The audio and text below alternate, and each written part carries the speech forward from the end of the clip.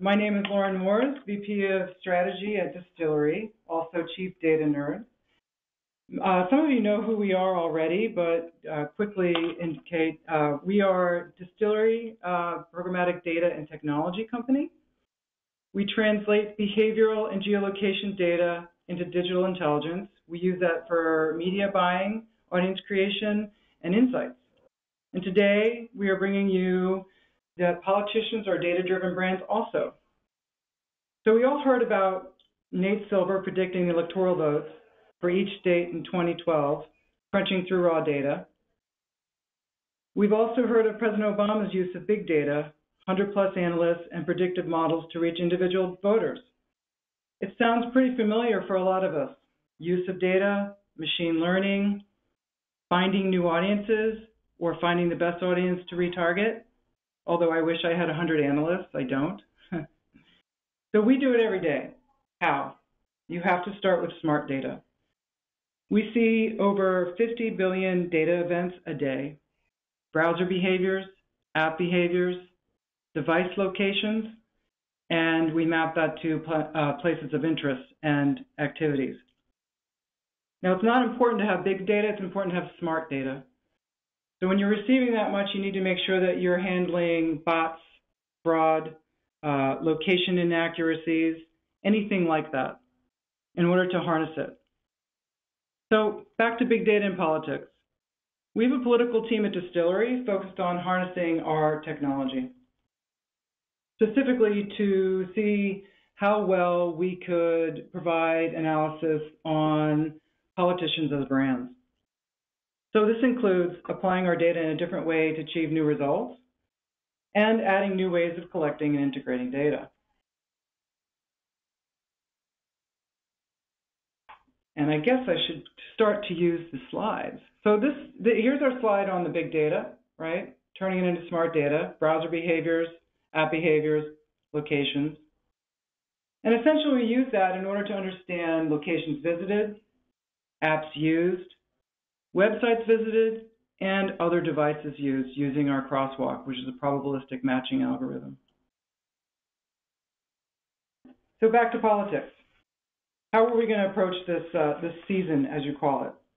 Well, we knew that there was a lot of discussion about millennials and the vote of millennials and or college students in this particular election, and would it make a difference? And we decided we'd focus on Iowa. Knowing that as a ad tech platform, we are dealing with sparse data and we do not use PII, we chose an experiment that would work within those constraints. So why Iowa? The Iowa caucus is a great place to start for multiple reasons. Each caucus location is for a specific party, and the caucus for both parties happened on the same day. Plus, it's the beginning of the primary season. It was also the first time that the university students in Iowa were going to be in session, so we would be able to measure their impact on the results. So not only did we identify each caucus location, but we also identified each university in Iowa in order to set up our experiment. Now, what happened? So essentially, there's 198 caucus sites in Iowa, one for each party in each of its 99 counties. So during the caucus time period, we aggregated device IDs that we saw in those particular locations. And we overlapped that information with the devices we saw in universities for a period 2 weeks prior. Because our hypothesis at the time was going in, okay, we have a story here about millennials, we have a story here about college students. And the sample size we collected over the time period of the caucus was 16,000 plus. And we determined of those 16,000, 5.4% of those participants were seen on a university campus the previous 2 weeks. We compared that to some benchmarks. We found that it was consistent with exit polls that indicated of the 10% Democrat and 7% Republican caucus participants were in the 17 to 24 age bracket. So we knew that we had some data to start with. We didn't really know what the story was going to be. So what do? We use our bread and butter of marrying device ID to behaviors. So collecting device IDs, matching that information to the other data that we have on those device IDs, whether that be through web behavior, web app behavior, or other places visited. And I can tell you there's a lot of trial and error, right? What really is the story here? Is there enough data? Is there enough difference in the politicians to actually indicate something of interest? So we decided, we looked at it and sliced and diced it a few ways. And once the results came out on February 2nd, we identified the counties where one of the candidates won at least by 5 percentage points. And we did that by Democrat and Republican because we're trying to get a baseline. We're trying to understand, I don't really know who you voted for, right? I know that you voted Republican because you went to that Republican caucus. I know that you voted Democrat because you went to that Democrat caucus, but I don't know who you voted for. So essentially, we have the device IDs, we have the behavior, we have these audiences. Well, how are we going to index them? So looking at the different counties and assigning each county to a winner based off of the actual poll results, we were able to come up with some pretty interesting characteristics of each politician, each candidate's audience. So, and here's the outline of what Iowa looked like. And as I said, we looked at each one of these counties and we measured those candidates that won by at least 5%. So who's the audience? And what we did is we indexed this across our crafted audiences. Crafted audiences are lifestyle, B2B, in-market.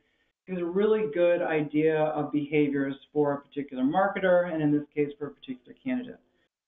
In addition, we measure the university student participation. So university student participation did matter for Sanders, but also Clinton and Rubio. And I know going into Iowa, everybody thought it was just going to be a walk away for Sanders in terms of millennials, not really thinking about the impact it might have on the Republican side. But for Rubio, it really made a difference. Some other generalities that we found. Caucus goers expecting a child or with a young baby tended to be in the Republican caucus.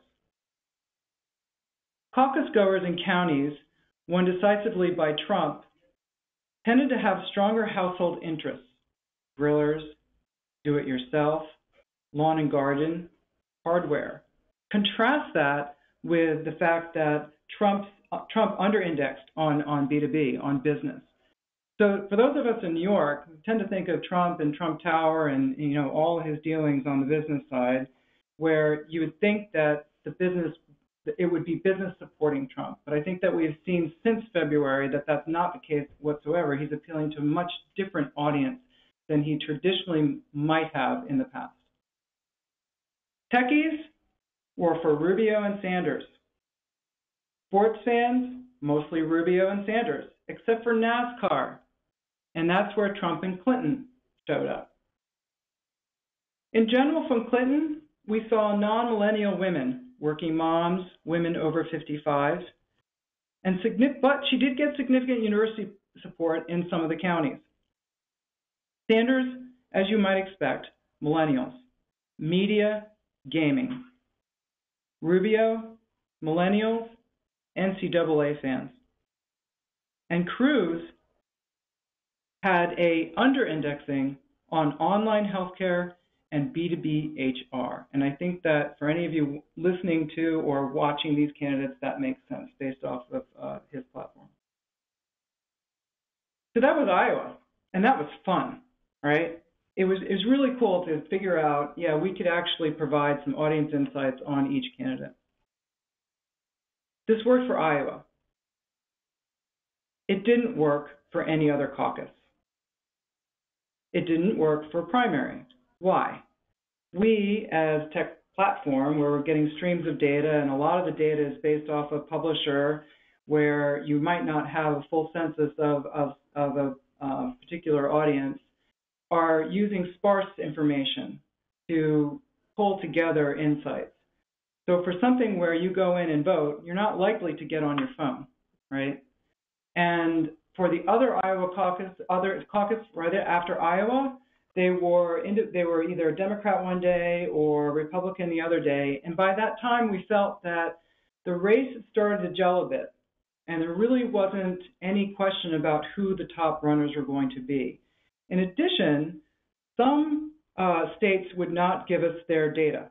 So I know that the Nevada Democratic Caucus would not give us their location, so we weren't able to map that information. So what were we going to do? We decided that the window had closed on that type of analysis for this particular race. We decided to bring in another asset. We decided to experiment with advertisement polling, something that we had thought about doing in the past. It's not our core, but we knew we had the capability to serve up a survey within the creative to ask very simple questions. And we asked right after Super Tuesday, from March 3rd to March 5th, specifically, which candidate did you vote for?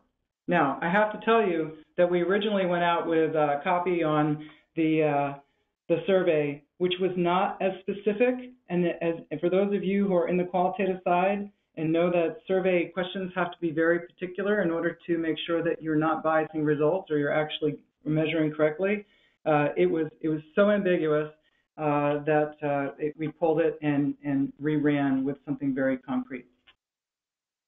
So we received about 1,500 responses, consistent with the information that we had seen on exit polls in terms of people responding.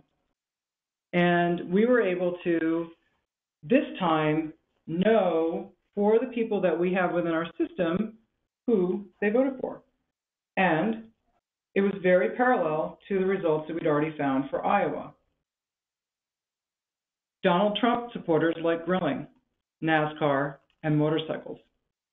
They're more likely to be contractors and do-it-yourselfers.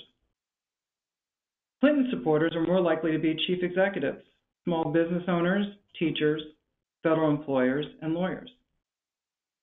And, surprisingly, luxury travelers. Sanders supporters are music lovers, millennial gamers, and IT professionals. There's also more of an interest in philanthropy. Now, Rubio was still a factor in Super Tuesday, so Rubio supporters resemble Clinton's, but on the Republican side. And when we looked at Trump and Cruz, we really couldn't find that big of a difference in terms of those audiences, or at least in terms of the data that we had. So I tend to think that it was probably more on the data that we had.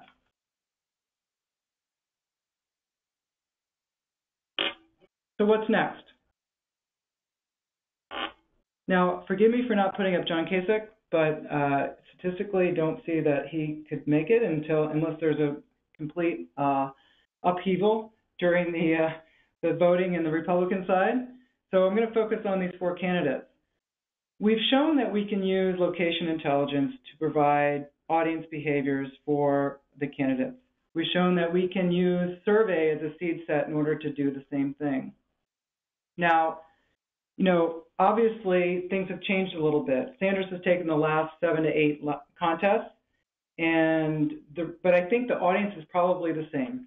So what can we do with that? Our next step is we're going to use those audience that we know over-index for each candidate, and we're going to map it out across those primaries that are upcoming. And we're going to test our ability to predict who will actually win across the board. Now, it could be, a experiment.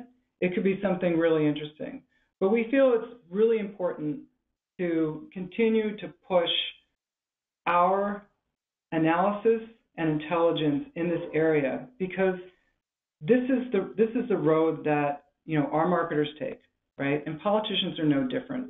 And essentially, particularly with this race, like going after your typical is not going to work. You're going to have to find out exactly how to get to that individual, similar to what Obama did in 2012. So just to recap, so we layer behaviors and location intelligence to reach voters. And essentially, we're using intelligence from the digital side to map to the physical side and understand insights for areas of interest. In this case, it's politics. And with that, I'm done.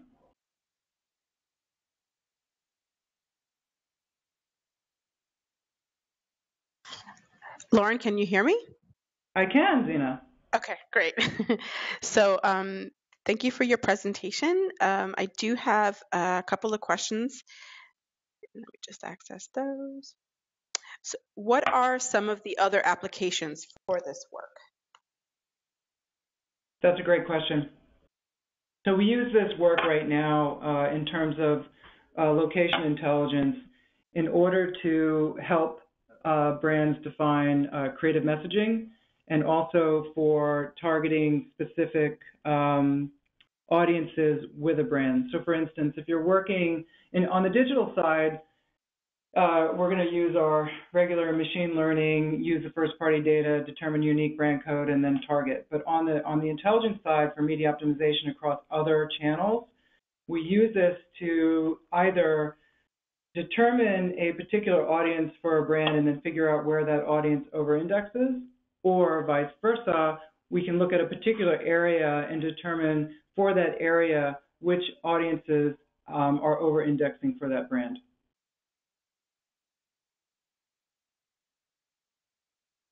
Okay, next question. Can this be done for other verticals or events? Yes, absolutely. I mean, we're doing this for CPG. We're doing this for a vendor who does a direct mail. We do this for out of home. Those aren't really verticals; those are more channels. But yeah, we work across all verticals, particularly auto, telco, retail, CPG. I know I'm missing a few others. Next question. What kinds of machine learning algorithms did you use? That's a good question. We usually use a SGD model. We have various machine learning models where, depending on the data asset we're using and the feature set, we'll either use a straight regression or SGD++.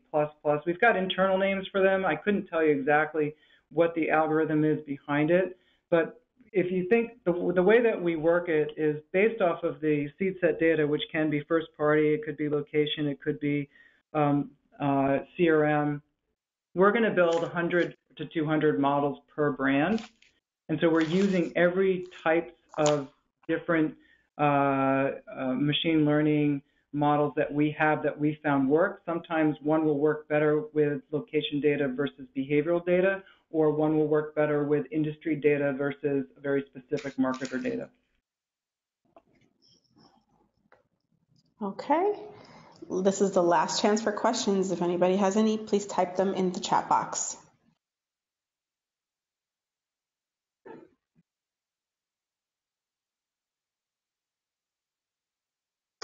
All right, so if you do have questions after our event has ended, please send those to me. I'm at zena@thearf.org. That's Z as in zebra, ENA@thearf.org. And I'd be happy to forward these along to Lauren so that way you can continue the discussion offline. Lauren, are there any final thoughts that you want to share with us today? No, I appreciate the participation. I know we were short. I think it's a pretty simple concept. But the takeaway really is that, you know, we work with behavioral data, and that's really what it's about. And it's the core of what I've been doing for 20 years. But please don't target me or because I'm a mom and I'm of a certain age, because you're going to miss out on a lot of opportunity.